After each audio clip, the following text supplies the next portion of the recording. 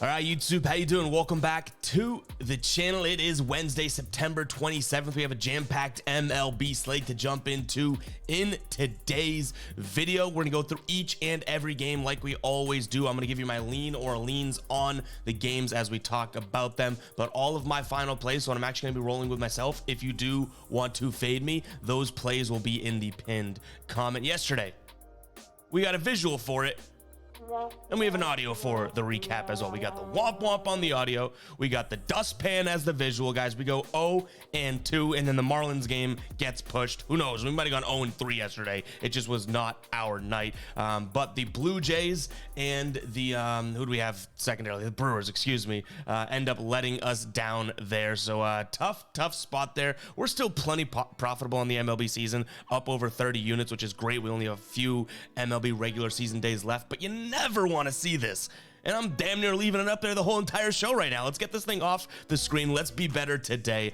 Our ride of the day, I hate to drop another womp womp on us, but Digital comes in with Freddie Freeman over 1.5 total bases in game number 1. He finishes with 1 base there. I liked the spot. I love the idea of him in elevation too, but nonetheless just finishes with 1 base. And our ride of the day win streak, I think it was a couple games in a row, that is now concluded thanks to you, Digital. No, I did like this pick going into it, so just as much on me. But guys, if you do want to be the ride of the day, all you got to use is hashtag ride of the day in the comments, and then give me your favorite play, just like this one here. I'll be jumping on board with one person's pick, and you guys get a shout out in the next video, win or loss. I mean, I really did like this spot. Like, I think that, you know, obviously Freddie Freeman's a stud, but what really rubs salt in the wound is Freddie Freeman goes berserk in game number 2 of doubleheader yesterday. So Digital and I were just on the wrong game there. He hit a homer in game number 2, which just figures, you know, anything I touched yesterday went to crap. So that ride of the day is probably on me. But let's go ahead and jump into today's slate, guys. Before we do, go ahead and hit that subscribe button, hit that like button as well. We just passed 30,000 subscribers. Still kind of blows my brain. I gotta get used to saying we have 30,000 subscribers, and not that we're approaching 30,000 subscribers, but thanks to you guys, we were able to hit that milestone. Appreciate that. Hit that like button, hit that subscribe button, and let's jump into game number 1 here. We're looking at Chicago taking on Arizona, where this really looked like, I'm not gonna lie, it looked like Chicago may have the win yesterday, and then Arizona comes storming in and wins this game 15-4. Now they have Brandon Pfaadt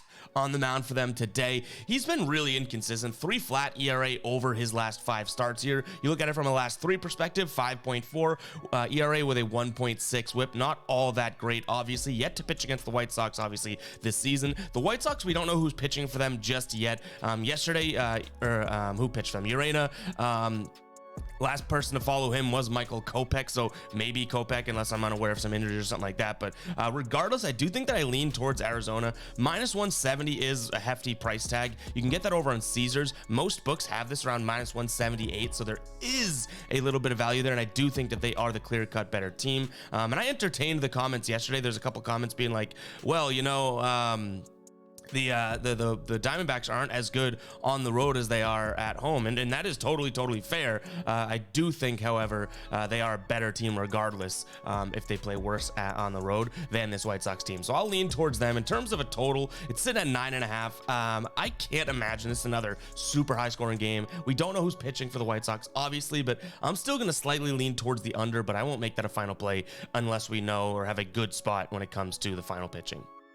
All right, we liked this spot yesterday for the Marlins. I don't know about today. We don't have any. You can see the only two blank odds or money line and totals there on the graphic are these doubleheader games here. I don't know who's pitching for the Miami Marlins in either game, and we don't know who's pitching in the Mets second game. Kodai Senga is getting the start in game number 1, which makes me kind of like the Mets. We'll see where the odds come out at, but you guys know I have some sort of doubleheader phobia, or I just don't love doubleheader games. We've only bet on like 1 doubleheader, maybe 2 this season actually, and won them both. And I'm like, all right, I'm not tempting fate here. Like, that is good enough for me. But keep an eye on the pinned comment. We could roll with the Mets here. I just don't really love the idea of not knowing who's pitching for Miami. I liked this spot for them yesterday, obviously, right? So yeah, not exactly loving this spot. I think it was Garrett was gonna get the go yesterday. If he pitches, maybe I reconsider this, because I don't think the Mets offense is all that great against lefties. But yeah, keep an eye on the pinned comment, guys. We'll probably skip through these doubleheader games. Apologies for that. I don't make the delays. We just have to break the games down in the morning. All right, Boston taking on Tampa Bay. Tampa Bay wins 9-7 yesterday. I honestly thought that this was like a game in which the Red Sox would give up. They kind of claw back, so I give a little bit of credit there. Brian Bayo on the mound for them. He's one of their best, probably actually is their best young talent here. Definitely their best young pitcher going up against Tyler Glasnow, who both of these guys have struggled as of late. So you sit there being like, Glasnow's the bigger name. You know, the Rays are the better team, but I do think that Brian Bayo has a chance here against this Rays team. This season he's been against them. 6 innings pitched in both of his outings, 3 earned runs, 0 home runs. In terms of how Tyler Glasnow has performed, he also, you know, has been decent against the Red Sox, definitely better than Bayo has been. I think the Rays still pull this one out, but I'm not necessarily counting the Red Sox out of this game. I feel like from now on, I mean, we only have a few days left, so now on isn't that longest of times, but I would say that I think that, you know, Bayo kind of gives the Red Sox a chance, but, you know, obviously season coming to a close now pretty damn soon, but nonetheless, guys, I do think that this is a spot in which I like the idea of the Red Sox kind of competing, but I just don't see the juice in them lately, so I'm going to lean towards the Rays here. You're getting them for a decent price tag, -125 here on the money line there. Total sitting at 7.5. I think it's a little bit too low. 2 good pitchers on the mound, but still, we saw a 9-7 game yesterday. This Red Sox team, you know, hasn't been scoring many runs, but maybe that game kind of propels them into scoring more runs. I'll take the over 7.5 in this spot as well. All right, guys, to celebrate 30K subscribers, we do have a promo going on the Fade Me store right now. I'm rocking the retro tee here, but these are some of the other tees that we have included in the promo. You can use code 30K, 30 letter K, to get 30% off your tees. I think these button ups are excluded, but nonetheless, all t-shirts here on the screen, guys, 30% off. It is a really good deal. It's a way of giving back. So go pick up anything that interests you. You can go to fademe.store. I'll put a link directly to the t-shirts page in the pinned comment as well, but go ahead and pick up some awesome merch, guys. It's a great way to support the channel. It truly is. Every time I see an order come through, I'm like, fuck yes, like I'm so pumped because I really want to grow this brand and kind of build it you know, in correlation with this channel. So I get so excited every time an order comes through, and I'm not gonna lie, this is some of the best merch out there. Like, look at the comments that we get from people buying it. Like, this is legit quality. It's not just some peelable crappy print. No, the tees are really comfortable. They fit really well, true to size, and the graphics, you know, can withstand a bunch of washes, a bunch of dries. Obviously, I'd always recommend any clothes that you care about, you know, washing at room temperature or with cold water and then hang drying. But guys, these things are made to go through the ringer, so go check it out. Fademe.store. Again, that promo code is 30K, 30% off. I think it makes the t-shirts like 17 bucks. So if you got 17 bucks to get an awesome t-shirt, then go check out fademe.store. A great way to support the channel. Now let's continue on with the slate. Again, all that will be in the pinned comment. All right, next up, we have Cleveland taking on the Reds. I definitely didn't have a beat for this game yesterday, but even looking at my final plays, what game did I have a beat for? But Cleveland right now favored at home. They get stomped yesterday, 11-7. Even the last time they met, which was the game 3 of their previous series back in mid-August, Cincinnati won 7-2. Shane Bieber gets a start for Cleveland here. He's got a 3.2 ERA in his last 5. And from a last 3 perspective, like, what have you done for me lately here? He's got a 6.7 ERA with a 1.69 whip, as opposed to Andrew Abbott's, you know, way better, which not better at all, 7.5 ERA over his last 3 with a 1.83 whip. Both these pitchers seem to be struggling, and the total set at 7.5. I do like the over in this spot. That is immediately where my brain jumped to. We saw runs yesterday.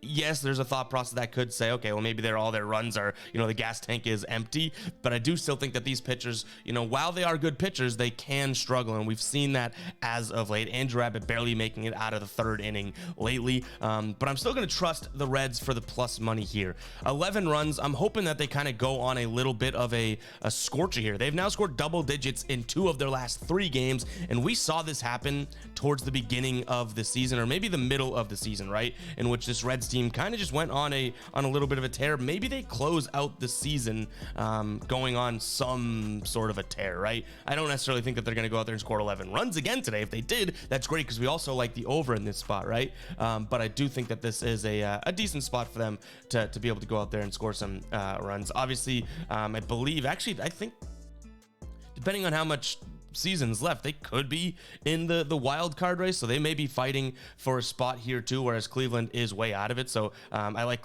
Cincinnati even more for that reason. And I just realized the arrow wasn't on for this game. So right here, that game, that's the game that we just broke down there. So if you're watching this, rewind a little bit, but let's move ahead. All right, Baltimore taking on Washington. I also want to say RIP to Brooks Robinson. Great Oriole, passes away. Baltimore here, minus 250 at home here on the money line. They only scrounged this one out yesterday, 1-0. They're a better team than a 1-0 win over the Washington Nationals. I'll tell you that now. I don't think they're worth paying the minus 238, minus 250, whatever you get it at, but I could entertain the run line here. They didn't waste a bunch yesterday. On the mound today is Grayson Rodriguez. The guy has looked pretty good as of late, even though I've had strong words about him in the past. 1.2 ERA over his last 5. And in terms of his whip, 1.27, going up against Patrick Corbin, who has kind of been all over the place. His last 3 is actually better than his last 5, which is crazy. He's got a 4.24 ERA with a 1.06 in his last 3 with a 4.4 ERA. So I guess, right around the same now that I do say it out loud. Just slightly better in his last 3. I'm going to go with Grayson Rodriguez and the Orioles here on the run line. Like I said, I think that they're a better team than just beating this Washington team by 1. I like the spot for them at home here as the season concludes. But the only hindrance is the fact that we did see a 1-0 game yesterday. So maybe their offense is cooling off, which bad time to do that, buddy. Or, they just didn't have an offensive night and they're rearing and ready to go today. I'm going to bet on the latter, that they're reared and ready to go. I'm also going to take a peek at the over. You can get that right now over on BetMGM for plus 105. I like the plus money next to that odds there. So I'll take the Baltimore Orioles on the run line as well as the over. Keep an eye on the pin comment to see if anything becomes a final play. Next game up, we have the Phillies taking on the Pirates, and I like the Phillies here. I like the odds as well in terms of what you're getting, minus 120 over on FanDuel as of right now. This Phillies team's been playing good baseball. They've won 6 in a row. They've won 8 of their last 10, if I'm not mistaken. I know it's at least 7 of their last 9 here, but I think that this is just a better team in Philadelphia. Pittsburgh has had their struggles. They dropped yesterday's game 3-2. They dropped their last game of the series against Cincinnati. I forget the score there, but that's 2 straight losses for them. Oviedo's on the mound for them today. He's actually been pitching really well, but I think that helps the line. So over his last 5, he's got a 1.4 ERA, coming off of a game against the Cubs in which he pitched 6 innings, 5 Ks, and 0 earned runs. Did let plenty of guys on base. He actually had 5 base on balls. He's going up against Ranger Suarez, who had been looking really good and then kind of had a lackluster start against the Mets in his last start. But I think he shrugs that one off and gets back to doing what he was doing, which was, over like 6 innings or so, 2 earned runs, 1 earned run against some decent offense too. He's playing Minnesota while they're playing well, Milwaukee while they're playing well. I'm not saying the best of the best offense, but I do like where he's been. The one thing I'll say, and this is just me giving you information, doesn't change my bet, but it is worth considering, is that in their last 5 games here, the Pirates are torching lefties. Ranger Suarez is a lefty. They're batting .306, averaging 8 runs per 9 with a .350 on base percentage. So take that for what it's worth, guys. I'm giving you the facts. I do still think Phillies are the all-around better team in general, and it makes me more comfortable riding with them. Their available bullpen today is way better than the Pirates do. In fact, in their last 3, 2.33 ERA with a 1.03 whip for the Phillies, and the Pirates' last 3 here when it comes to their bullpen, 7.68 ERA with a 1.76. So I think the Phillies can get to the bullpen late in the game as well. I'll take them on the money line. Total sitting at 8. You can tell I went back and forth on this one. Give me the under in this. I think that this is going to be like a 6-2 game at maximum, maybe a 5-3 game, right? But I definitely like Phillies money line more than I do anything on the total in this game. All right, guys, before we keep going here, let me talk to you about Sleeper. Probably the best DFS pick'em app out there right now, at least the most fun. What I like about Sleeper and what distinguishes them from, I guess you could say, the prize picks and the underdogs of the world is that each and every pick you make on Sleeper has its own dynamic payout multiplier. So if you pick, player X over 0.5 hits, it's a 1.7x multiplier versus just one pick in a 2-man or 3-man over on those other apps. Make sure to check out Sleeper today, guys. If it's legal in your state, you're crazy if you're not on it. And I can say that I'm posting sleeper picks on my Twitter, on my TikTok every single day, because I do truly really enjoy using this app from the picks perspective and also just from the fun perspective. Like, we can admit sports betting comes down to fun a lot of the time as well, right? If you use the link in the pinned comment, you can use my link and get 100% of your first deposit matched up to $100. If you put in $100, Sleeper's gonna go into their pocket and be like, here's $100, and you're gonna have a new account balance of $200. You can do that up to it. So if you want to put in 25, they'll give you 25, 50, you know, so on and so forth. Go check out Sleeper, guys. Again, I'll always say this: anything I promote on this channel, I either use myself or find true value in myself. This is obviously not one of the sports betting research tools or anything that we talk about. This is just an app that I do use myself and have a lot of fun on, and I recommend you guys go check it out. Obviously, play responsibly, all that stuff, but go check out Sleeper, guys. I mean it. You can use the link in the pinned comment. Again, 100% of your first deposit match. Or if you just download the Sleeper app, you can use promo code GUYBOSTON when depositing, GUYBOSTON. You know what I'm gonna say, spelling bee champ. That code will also get you the same exact deal. Make sure to go check out Sleeper, guys. You will not regret it. I really do enjoy the app. Now let's get back to the slate. All right, Detroit taking on Kansas City, two teams that quite honestly probably just want the season to be over.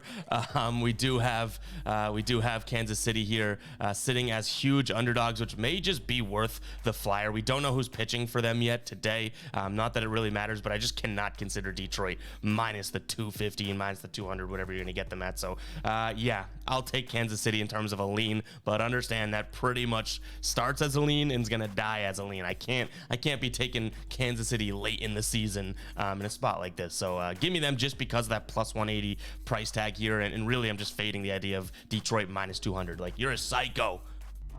You're a psycho. We got to sound the alarm on you if you're taking Detroit minus 200 and beyond. Yikes. In terms of a total, 7.5, we did see a game that got to 9 runs yesterday. Like I say in some of these bottom of the barrel games, screw it. Give me some runs. I'll lean towards the over. If that does become a final play, we at least have something to root for.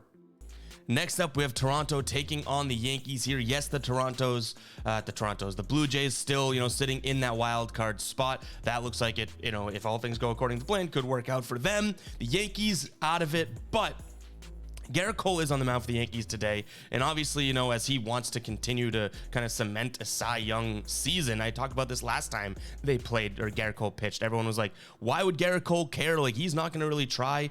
I don't think that's the case. I do think that, you know, if he's trying to make, you know, which he should win, this Cy Young candidacy and whatnot, like, he's going to continue to pitch well. So give me Garrett Cole here and the Yankees. You're looking at minus 104 odds over on FanDuel. I believe I don't have it up in front of me right now. Let's see if we can get it up real quick. I did see better odds somewhere else. Nope, it looks like minus 104 still the best odds you can get. Garrett Cole in his last 5 starts here, he's pitching 6+ innings, 6 very minimum, right? And he's letting up barely any runs. He's got a 1.2 ERA over his last 5. In his last 3, he's got a 1.3 ERA with a 0.7 whip. The guy wants to conclude the season strong, and he's had a lot of success. He's got a 0.3 ERA against Toronto this season in his last 3 starts against them. Going up against Jose Barrios, who hasn't been all that bad, but has gotten tagged by the Yankees this season, you know, in even dating back to last year too, averaging a 4.0 ERA against them. So I'll take the Yankees in this spot. Total sitting at 7. I'm not messing around with that because I kind of want Garrett Cole to go out there and absolutely deal,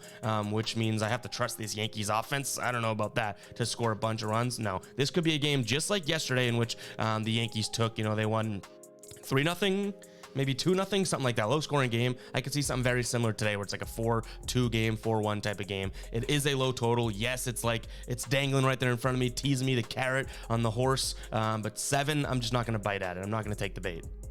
Next up, we have the Mets taking on Miami. I already talked about this one. We do have an update now on the pitchers, just in the time that it took me to go through the other games here. We have pretty much yesterday's matchup in this spot here, so I do like Miami. The odds at minus 130-ish. We'll take that as well. The only thing is I'll have to think long and hard if I do want to pull the trigger on this game, because it is the second of a doubleheader, and I'm much more inclined to always bet the first of a doubleheader because I think guys rest more often than not in that second game, and just the game, you know, we already played it out. So keep an eye on the pinned comment, but everything I said yesterday about liking Miami in the spot with Braxton Garrett going up against Joey Lucchesi, I do think, you know, Miami's the better offense against lefties as of late, and they have the better pitcher on the mound. So that all stands. I just gotta decide if I want to, nut up and pull the trigger on a doubleheader type of a game. All right, Atlanta taking on Chicago. The Braves won a close one yesterday. Bryce Helder didn't really do all that much. Justin Steele, decent, I guess, right? I think he pitched like 5 1/3. Jameson Taillon on the mound for the Cubs today, going up against a pitcher in which we saw him, the name come out. I don't necessarily have it up in front of me anymore. Let's see, Darius Vines, but he's no longer listed as the probable pitcher. So we'll see. I guess we'll just treat this as we don't know who's pitching for Atlanta. Right now, Atlanta only -158, -156 when it comes to the money line odds, which makes sense. Taillon has been pitching well. He's actually kind of turned things around. He has 2 shutout games in his last 2 shutout performances in his last 3 starts here. The one in between wasn't all that great. Like even within those last 3, he still got a 1.6 ERA with a 1.06 whip, but we'll take that, right? I do think I'm going to wait to see who's pitching in this game. The total right now is sitting at 10. I like the over because both these offenses seem to be doing their thing, right? Like this Cubs offense within their last 7 games is actually averaging right around, I think it was like 6.8 runs or something like that, 6.5, maybe it was 5.8, something. Yeah, I saw it earlier. So I'll take that all day long. They're even averaging over 5 runs per game on the season. So if Atlanta just goes out there and does their thing as well, I think that we see an over that gets to 11 runs. Yes, you're asking for a lot here. Maybe it's worth buying the half run to get it to 9.5 just to ask for 10. We might even do that in terms of an alt total. But nonetheless, give me the over in this game. And in terms of a side, I'll wait to see who's pitching for Atlanta. And then anything that I end up rolling with will be in the pin comment. The Brewers, man, letting us down. I would have thought coming back home, ready to sort of celebrate the idea of a divisional win too. Like, I don't know. They just didn't have it yesterday. They lose 4-1. On the mound today is going to be Wade Miley. I like how he's been pitching lately. He pitched against St. Louis last week, had 6 innings pitched, 7 Ks, 0 earned runs, only 2 walks. So I like him going up against Miles Mikolas here, who has definitely been struggling and struggled last time out against the Brewers. That was the same. I believe this was the same night that Wade Miley pitched, if my memory serves me correct. 5 innings pitched for him, 9 hits, 6 runs, 5 of them earned, 2 home runs led up, 20 pitches per inning. So yeah, I'll take the Brewers in the spot in a bounce back spot here. Total sitting at 8 runs. I don't necessarily love a lot of runs scored in this game, but we do have a bad pitcher on the side of St. Louis. So I'm going to slightly lean towards the over here, but just know that this isn't really backing the offenses as much as it is kind of saying, okay, you know what?